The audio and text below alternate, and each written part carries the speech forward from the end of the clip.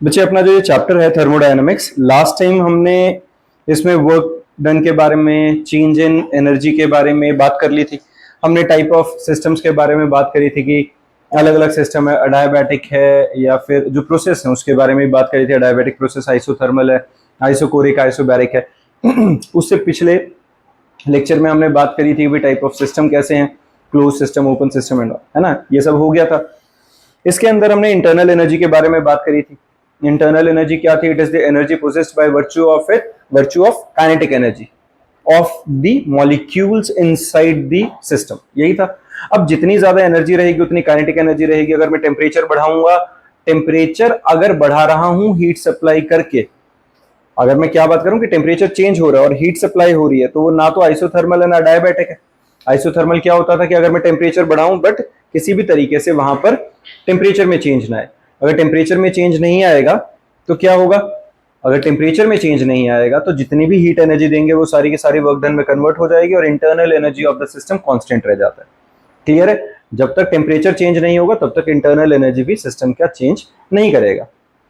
Clear है? अडायाबैटिक के अंदर अलग तरीके से भी हीट एक्सचेंज ही नहीं होगा, जो भी वर्क डन होगा on an account of internal energy होगा। तो अडायाबैटिक प्रोसेस में अगर वर्क डन हो रहा है सिस्टम और सराउंडिंग के बीच में तो वहां चेंज इन इंटरनल एनर्जी आएगा। इन सब चीजों को हमने क्यूपी और क्यूवी, ये जो हमने यहाँ पे डिस्कस किया था कि जो हमारे पास डेल्टा यू होता है it is equal to QV, that is change in internal energy at constant volume. At constant volume मतलब वर्क डन हो ही नहीं रहा है वहां पे, क्योंकि वॉल्यूम कांस्टेंट है। तो हमने, जब मैं बार बार तुम्हें क्या एग्जांपल दे रहा था कि अगर हम सिस्टम के बारे में बात करेंगे तो ये अपना एग्जांपल था कि भाई इसके अंदर अगर इसकी वॉल्यूम फिक्स है, मैं इसको मूव नहीं करने दूंगा, वॉल्यूम फिक्स है, ना ऊपर जाए ना नीचे जाए, तो इसके अंदर जितनी मर्जी हीट दो वर्क डन नहीं होगा। वर्क डन नहीं होगा तो जो भी हमारे पास चेंज इन इंटरनल एनर्जी आएगी वो क्या आएगी?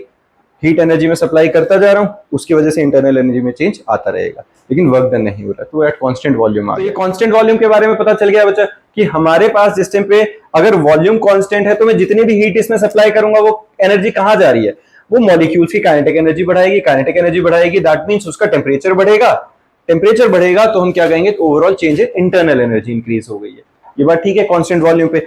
अगर कांस्टेंट प्रेशर होगा तो उसमें हम क्या लिखते हैं कि क्यूपी के इक्वल लिख लेते हैं कि कांस्टेंट प्रेशर के टाइम पे, जिस टाइम पे होगा, तो उस केस में हम कहेंगे कि QP, amount of heat energy supplied to the system at constant pressure, उसकी वैल्यू क्या आएगी आज हम वो डिस्कस करेंगे।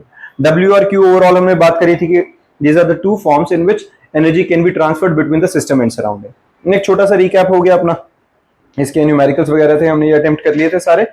आज का अपना टॉपिक स्टार्ट होता है बच्चा एंथैल्पी एंड एंथैल्पी चेंज से। अब एंथैल्पी होती क्या है? देखो एंथैल्पी एक वर्ड दिया गया है हीट के लिए ही, कुछ अलग नहीं है। वो बेसिकली हीट एनर्जी को ही एंथैल्पी कहते हैं। हम यहां पे बात क्या कर रहे हैं? The total heat content of the system at constant pressure is called enthalpy of the system. Delta U is equal to QP minus P del V at constant pressure and temperature. Then change in internal energy is equal to Q minus P del V। ये क्या बात बनी? हमने जो यहां पर ये equation लिखी है इसका मतलब क्या हुआ? जो change in internal energy of the system है वो किसके इक्वल है? QP। QP का मतलब प्रेशर कांस्टेंट है। अब इसके बारे में समझना, यहां पर अंदर मान लेते हैं इसके अंदर वर्किंग पार्टिकल सब्सटेंस है, दैट इज गैसेस वगैरह, कोई भी गैस हमने इसके अंदर डाले हुए हैं। अब उस गैस को मैं नीचे से हीट करना शुरू करता हूं। अगर मैं यहां से उसे हीट प्रोवाइड करना शुरू करता हूं तो मॉलिक्यूल्स की काइनेटिक एनर्जी बढ़ेगी। अब काइनेटिक एनर्जी बढ़ेगी तो धक्का मुक्की बढ़ेगी, धक्का मुक्की बढ़ेगी तो प्रेशर इंक्रीज होगा कि नहीं? लेकिन क्या बोला गया भाई? प्रेशर चेंज नहीं होना चाहिए। Since it is QP, that means amount of heat energy supplied is at constant pressure। तो अगर प्रेशर कांस्टेंट रखना है तो वो धक्का मुक्की के थ्रू जगह ज्यादा दे दो, धक्का मुक्की कम हुई, प्रेशर रिलीज होता जाएगा जितना ऊपर जाता जाएगा ये तो। लेकिन वो ऊपर गया क्यों? क्योंकि जो मैंने हीट एनर्जी दी थी उसी एनर्जी में से कुछ amount of energy has been converted into work done. हुआ कि नहीं? ये बात समझ में आ रही है? ये बात पता चली है कि नहीं?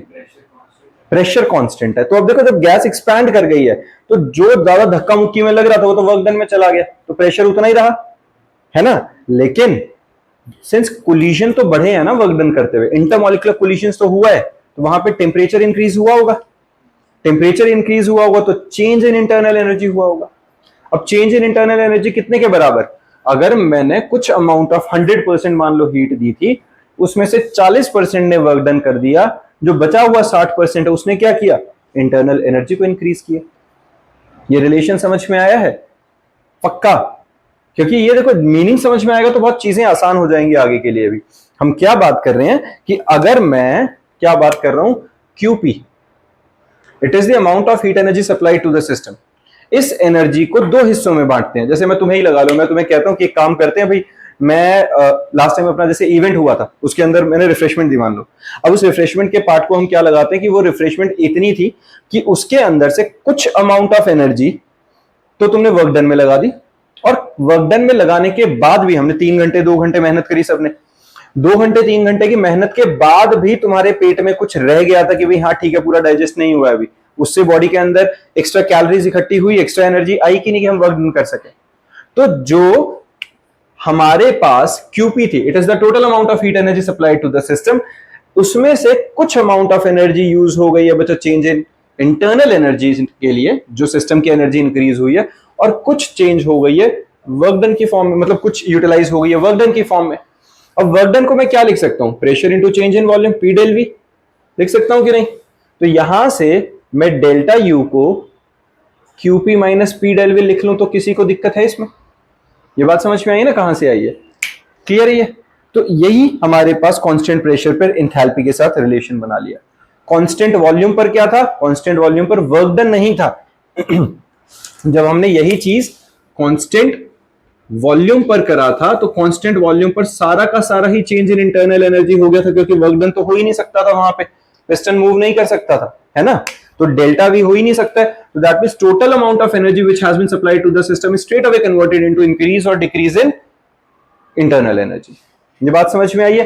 तो क्यूपी और क्यूवी का रिलेशन समझ में आ रहा है क्या बन रहा है ना, मतलब क्यूपी क्यूवी के बीच का नहीं, क्यूपी जिस तरीके से इक्वेशन में जा रही है और क्यूवी जिस तरीके से रिलेट हो रही है, ये पता चल गया।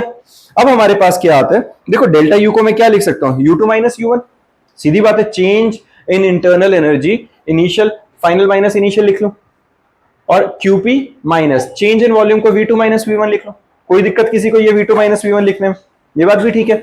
तो QP minus pv2 plus pv1 bracket open किया, सिंपल सिंपल है। अब मैं क्या कर रहा हूं, QP is equal to u2 plus pv2 minus u1 plus pv1। ये समझ में आया ये क्या हुआ है, अगर मैंने सिंपल एक चीज करी है बेटा, कंफ्यूजन वाला कुछ नहीं है यहाँ पर, जो डेल्टा u है इसको मैंने u2 माइनस u1 लिख लिया, QP को एज इट इज लिख लिया, P v2 माइनस v1 लिख लिया, डन है। सिंपल ब्रैकेट ओपन करते हैं, QP minus pv2 plus pv1, ये ठीक है, और ये u2 माइनस u1। तो एक काम करते हैं, 1 1 वाले एक साइड कर लेते हैं, 2 2 वाले एक साइड कर लेते हैं, तो मेरे पास यहाँ पे क्या आएगा, u2 plus pv2 is equal to QP plus u1 plus pv1। हुआ कि नहीं है, किसी को दिक्कत है इसमें, ये बात समझ में आई है। अब ये internal energy of the system plus pressure into volume, ये हमारे पास क्या होता है बच्चा, एंथैल्पी। ये क्या होता है, एंथैल्पी, H2। ये किसके लिए लिख लेते हैं, सेकंड मतलब फाइनल इंटरनल एनर्जी और फाइनल वॉल्यूम के लिए, ये किसके लिए है, एंथैल्पी जो इनिशियल स्टेज में था। तो अगर मैं H2 माइनस H1 लिख लूं तो ये सीधा सीधा QP के इक्वल आया कि नहीं, H2 माइनस H1 QP के इक्वल आया, या मैं लिखूं delta H that is change in enthalpy of the system is equal to amount of heat energy supplied to the system or by the system at constant pressure। ये clear है। हमारे पास QV की value जैसे delta U निकली थी, ऐसे ही QP की value delta H आ गई है। किसी बच्चे को इसमें दिक्कत, क्लियर है ये रिलेशन समझ में आ गया। तो हमारे पास QP और QV की वैल्यूज आ गई हैं। Enthalpy may be defined as the sum of internal energy and product of pressure and volume। हमने यही किया है, जो हमारे पास एंथैल्पी लिखा है, it is equal to internal energy plus product of pressure and volume. Sorted है ये, किसी को इसमें परेशानी, ठीक है। तो हमारे पास डेल्टा H क्या आएगा बेटा, enthalpy of product minus enthalpy of reactant HP minus HR। If the reaction is carried out at constant temperature and pressure, the heat exchange by the system with the surrounding is equal to change in enthalpy। Clear है? अगर constant temperature और constant pressure पे आएगा तो जितना भी heat energy हम system और मतलब सिस्टम के पास आएगी सराउंडिंग में से, जितना भी एक्सचेंज होगा that will be exactly equals to change in enthalpy. तो सीधा सीधा Q is equal to delta H हो जाता है। यहां से हमने डिस्कशन शुरू किया था कि एंथैल्पी है क्या? कुछ नहीं, चेंज इन हीट, है ना। हीट है तो Q है, लेकिन चेंज इन हीट है, एक्सचेंज ऑफ हीट है at constant temperature and pressure, उसको हम क्या कहते हैं? एंथैल्पी। क्लियर बात है? The enthalpy change for a reaction is equal to heat absorbed और evolve during a reaction at constant temperature and pressure. Done है? Significance of delta H and delta U. अब देखो सिग्निफिकेंस के हिसाब से क्या है, delta U is equal to Q plus W, अपने को पता है W is equal to minus P del V if work is done by the system. Expansion का केस ले लेते हैं, ये ठीक है, ये पता है सबको कि अगर हमारे पास एक्सपैंड करेगा तो नेगेटिव वर्क डन होता है, work done by the system है, work done by the system क्या होता है? Negative. Work done on the system क्या होता है? पॉजिटिव। बाय द सिस्टम कब होगा? जब अंदर से गैस एक्सपैंड होगी। तो बाय द सिस्टम हुआ, बाहर हुआ है वर्क डन, तो उसमें क्या होता है? नेगेटिव आता है, और अगर ये कंप्रेस होता तो उसे हम पॉजिटिव कंसीडर करते हैं। ये बात ठीक है ना?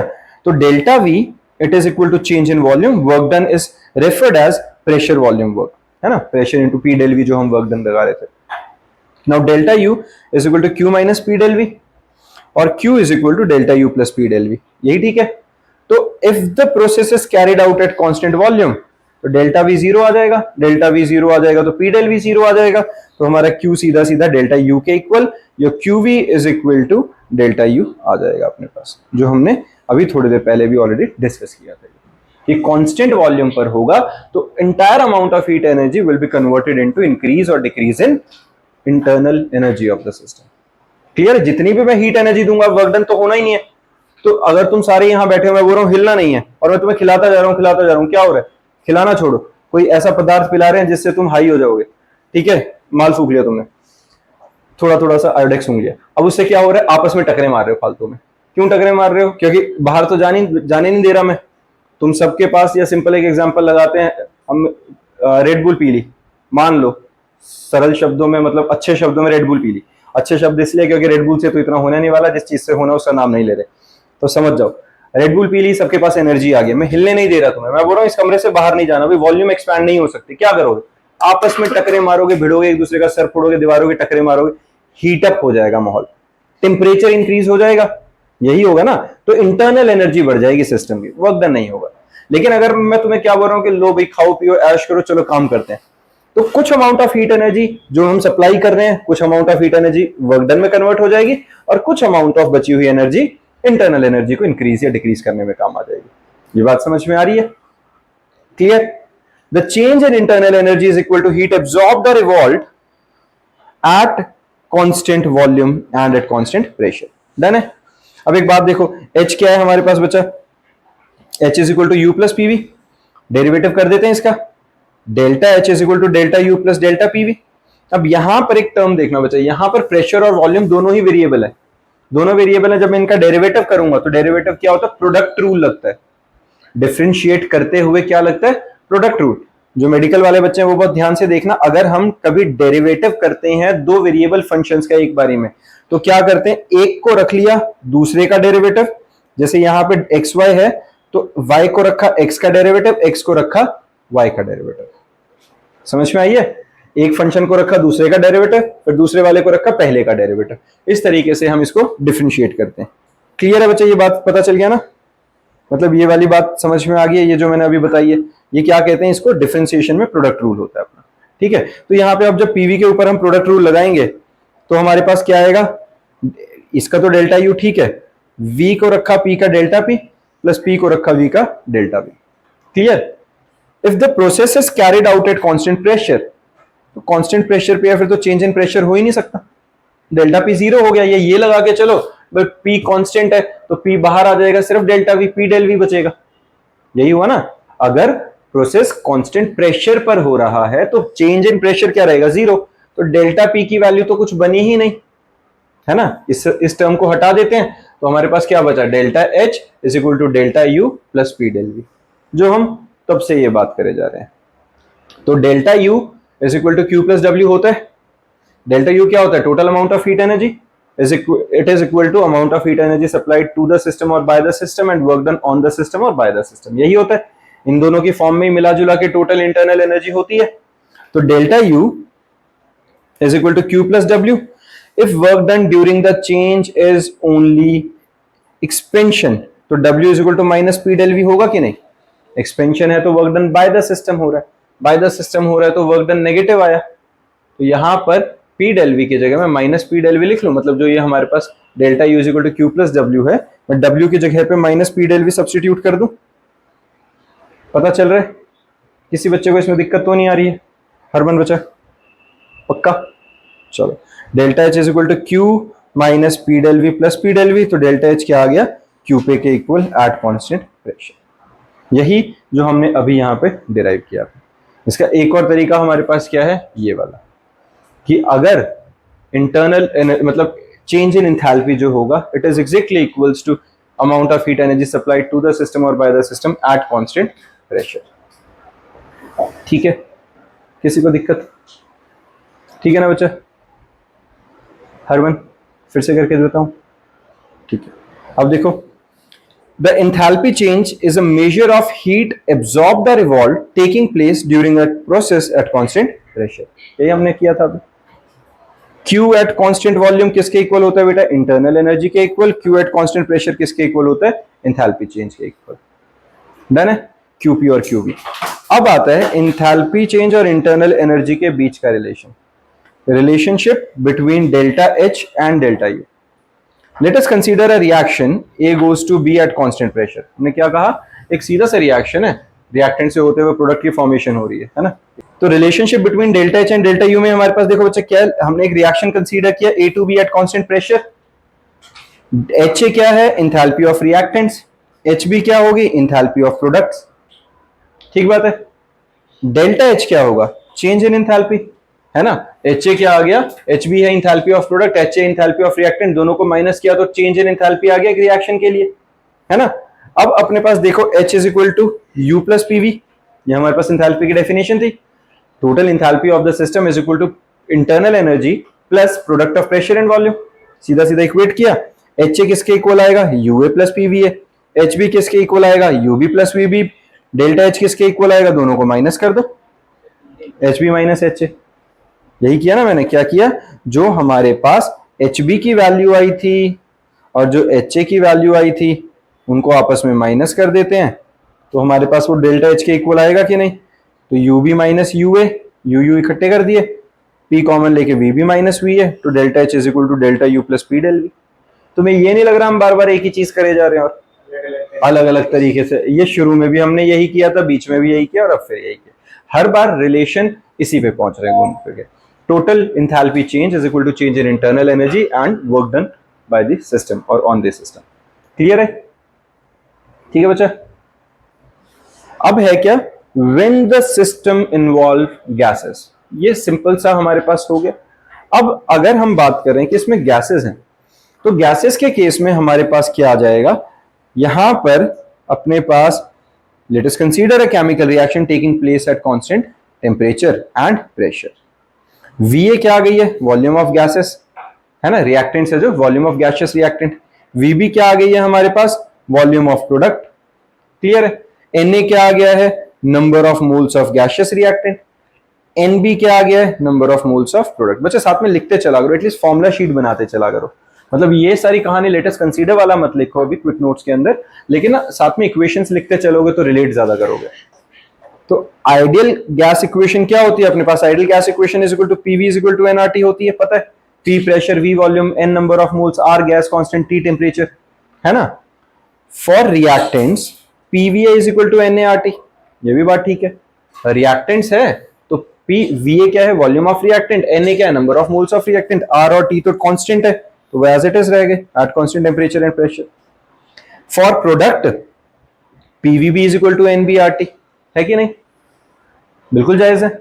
अब मैं अगर इनको माइनस कर देता हूं, P common VB minus VA is equal to RT common NB minus NA। किसी को दिक्कत?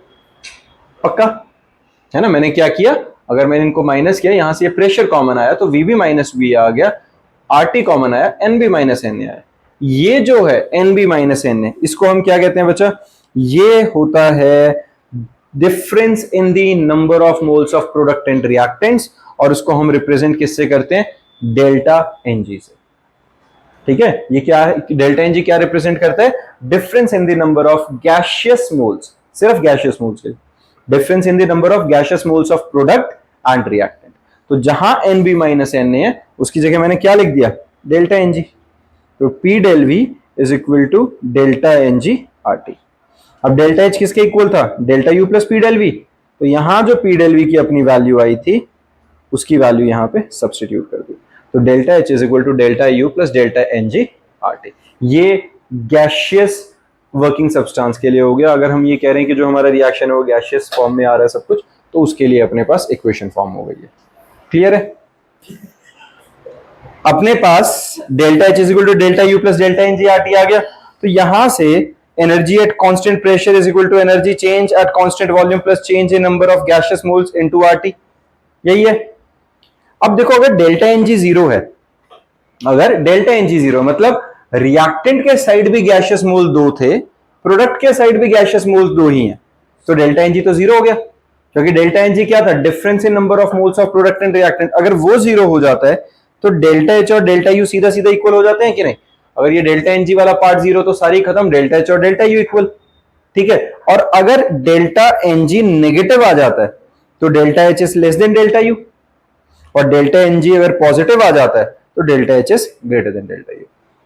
ये क्लियर है? तो सीधा सीधा रिलेशन है, सिर्फ डेल्टा NG की वैल्यू डाल के। इसी रिलेशन के बेसिस पे ये हमारे कुछ न्यूमेरिकल्स हैं बच्चे, हर बच्चा अटेम्प्ट करके रखिएगा, और इसी के डाउट्स हम डिस्कस करेंगे नेक्स्ट क्लास में। उसके बाद ये टॉपिक डिस्कस करते हैं। एक काम करते हैं, न्यूमेरिकल्स कर ही लेते हैं। पहले सुनो, ये न्यूमेरिकल अटेम्प्ट करो बेटा एक बार। ये जो हमारे न्यूमेरिकल है इसके बाद वाला, ये वाला न्यूमेरिकल अटेम्प्ट करो एक बार। देखो है क्या question? The heat of combustion of gaseous methane at constant volume is measured in a bomb calorimeter at 298 kelvin. Bomb calorimeter basically क्या होता है? एक डिवाइस होती है जिसके अंदर हम किसी भी रिएक्शन से निकलने वाली हीट को कैलकुलेट कर सकते हैं, चेंज इन एंथैल्पी कैलकुलेट करते हैं। तो ऐसे शब्द आ जाते हैं जिनके बारे में तुम्हें ना पता हो तो घबराना नहीं होता, समझ लो कुछ है जो बता रहे हैं तुम्हें। क्या कर रहे हैं? It is measured in a bomb calorimeter and it is found to be -88.4 kilo joule per mole. ये क्या गिवन है बच्चे हमारे पास? हीट ऑफ कंबशन, यही गिवन है। Heat of combustion of gaseous methane is -885.4 kilojoule per mole. Find the value of enthalpy change. क्या निकालना है? वैल्यू ऑफ इंथैल्पी चेंज निकाल सकते हो? मैं एक क्वेश्चन करा देता हूं पहले, अगला खुद ट्राई करना। देखो बेटा, इसके अंदर हमारे पास पहली बात तो क्या गिवन है? Combustion of gaseous methane. अगर मीथेन की कंबशन है, इधर देखो, अगर मीथेन की कंबशन है, कंबशन का मतलब क्या होता है? कंबशन का मतलब क्या होता है बच्चा? किसके साथ? O2 के साथ, क्योंकि कंबशन का मतलब होता है जलना, बेसिकली हीट हो, है ना, मतलब आग लग जाना। तो अगर मेरे पास मीथेन है और उसको आग लगानी है तो ऑक्सीजन के बिना तो होगी नहीं, तो सीधा सीधा रिएक्शन O2 के साथ करते हैं। और हमें वैसे भी पता है, 10th क्लास में पढ़ा था हमने कि अगर जो कोई एक हाइड्रोकार्बन है, हीट करेंगे उसे तो उसके क्या निकलेगा? कार्बन डाइऑक्साइड प्लस वाटर की फॉर्मेशन होती है कि नहीं? सीधा सीधा बैलेंस करना, जरा देखना बैलेंस है नहीं है, क्या क्या गड़बड़ है? यहाँ 2 कर दूं, ठीक है। अब क्या कितने हो गए? ऑक्सीजन के आगे 2, अब कितने हो गए? 4 और 4, है ना, सब कुछ बैलेंस्ड है। अब यहां से जो मीथेन है, क्या बोला? Combustion of gaseous methane, gas, oxygen gas, carbon dioxide gaseous, और वाटर क्या है? लिक्विड। स्टेट्स पता है सबको ये वाली, है ना। अब यहां पे हमें बोला क्या गया? In a bomb calorimeter it is found to be, मतलब हमें गिवन क्या है बेटा? The heat of combustion of gaseous methane at constant volume is measured in a bomb calorimeter and it is found to be 885.4 kilojoule per mole. We have to find out the enthalpy change. अगर heat of combustion given है, heat of combustion मतलब जब वो जला, जितनी heat energy release हुई, वो internal energy ही तो होगी जो रिलीज हुई होगी। तो जो हीट ऑफ कंबशन है वो क्या गिवन है? Delta you. और कितना गिवन है क्वेश्चन के अंदर delta U? -885.4 kilo joule per मोल। डन है। निकालना क्या है बच्चा, डेल्टा एच। अब डेल्टा एच का फॉर्मूला क्या था, delta U plus delta N G R T. Temperature कितना गिवन है, 298 केल्विन, टी की वैल्यू 298 केल्विन, आर की वैल्यू क्या होगी, गैस कांस्टेंट अपने पास, सीधा सीधा कितनी वैल्यू डलेगी, 8.314 है ना। और क्या है, बस आर हो गया। डेल्टा एनजी की वैल्यू कितनी निकलेगी, डेल्टा एनजी की वैल्यू बताना जरा, इधर कितने गैसियस मोल 1 और इधर कितने हैं 1 + 2 3, -2 आई कि नहीं, किसी को दिक्कत इस चीज में, बात समझ में आई ना कैसे आई है, number of gaseous moles in product minus number of gaseous moles of reactant, minus किया तो -2 आ गया। अब क्या रह गया, वैल्यू डालनी है, सिर्फ डायरेक्ट डाल दो, delta H is equal to delta U की value -885.4 plus -2 times 8.314 into 298। Solve कर लोगे, हाँ किलो जूल से उसको जूल्स में कन्वर्ट कर लेना, 10⁻³ कर लोगे, किलो जूल पर मोल को सॉल्व कर लेना, आंसर आ जाएगा अपना जो भी आएगा। सॉर्टेड है। नेक्स्ट क्वेश्चन करो बच्चा। टेम्परेचर है केल्विन में होना चाहिए, केल्विन में ही डालना है, डिग्री सेल्सियस में फ़ारेनहाइट में डालोगे गलत हो जाएगा, हमेशा उसे केल्विन में कन्वर्ट करोगे तो ही आंसर निकलेगा, गलत आएगा वरना।